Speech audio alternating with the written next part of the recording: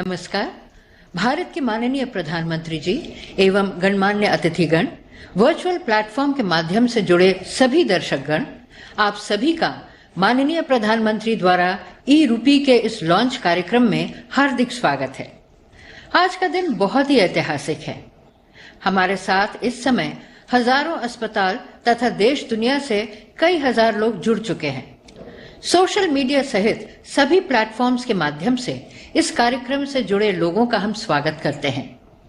ये एक अत्यंत विशेष घड़ी है जब हमारे बीच में माननीय प्रधानमंत्री जी उपस्थित हैं। ई रूपी के लोकार्पण के इस कार्यक्रम में हम उनका तहे दिल से हार्दिक अभिनंदन करते हैं।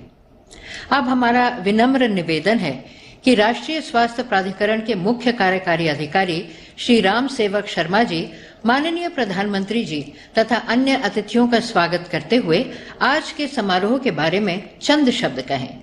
श्री राम सेवक शर्मा जी।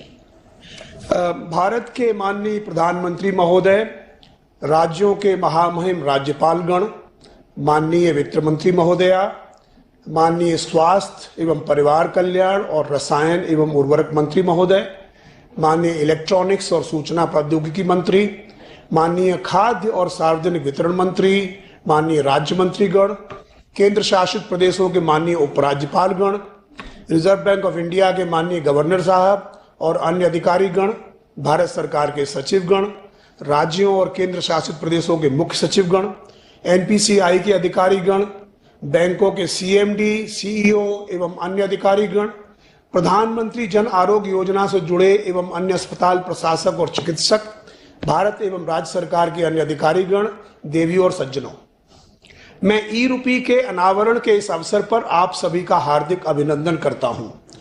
मैं हमारे माननीय प्रधानमंत्री जी का तहे दिल से स्वागत करता हूं, जो इस पहल के पीछे की प्रेरणा रहे हैं और जिन्होंने ई रूपी को लॉन्च करने के लिए कृपापूर्वक अपनी सहमति व्यक्त की है। ये हम सबके लिए सौभाग्य की बात है। ये ऐतिहासिक माइलस्टोन अगस्त 2014 में शुरू हुई डिजिटल इंडिया यात्रा का एक महत्वपूर्ण पड़ाव है। उस समय हमारे प्रधानमंत्री के गतिशील नेतृत्व में केंद्रीय मंत्रिमंडल ने डिजिटल इंडिया को मंजूरी दी थी। डिजिटल इंडिया माननीय प्रधानमंत्री के सबसे पसंदीदा कार्यक्रमों में से एक है। इस कार्यक्रम की व्यापक दृष्टि भारत को डिजिटली एम्पावर्ड सोसाइटी और नॉलेज इकोनॉमी में ट्रांसफॉर्म करना है।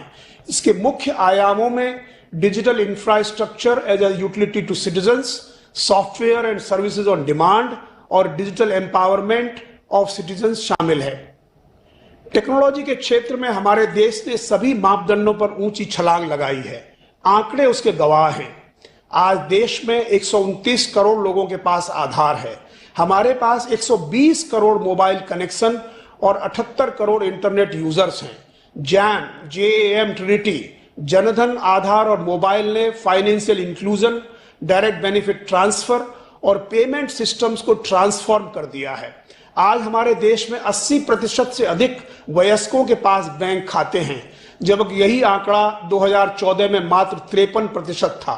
हमने जनधन के तहत 42 करोड़ अकाउंट्स खोले हैं। यह एक ऐसा आंकड़ा है जिसकी बराबरी कई विकसित देश भी नहीं कर पाते। हम एलपीजी सब्सिडी से लेकर करोड़ों किसानों को हजारों करोड़ रुपए डायरेक्ट बेनिफिट ट्रांसफर के माध्यम से ट्रांसफर करते हैं। अब तक कुल 17 लाख करोड़ रुपए की राशि डीबीटी के माध्यम से हस्तांतरित हुई है। इस कठिन समय में डीबीटी हमारे देश के लिए वरदान रहा है।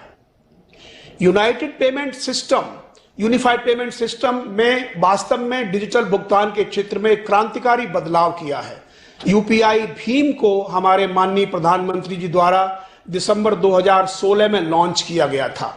अपने अस्तित्व के केवल 4.5 वर्षों से भी कम समय में इसने उन सभी डेबिट और क्रेडिट कार्डों को पीछे छोड़ दिया है जो पिछले 40 वर्षों से अस्तित्व में थे। हम यूपीआई पर हर महीने लगभग 300 करोड़ ट्रांजैक्शन कर रहे हैं, जिनका औसत अमाउंट 6 लाख करोड़ रुपए के आसपास है। ये मुफ्त, इंस्टेंटेनियस, इंटरऑपरेबल, रोबस्ट और रिलायबल है। हमारे देश में किसी भी डिजिटल प्लेटफॉर्म के लिए 3 सी जरूरी है।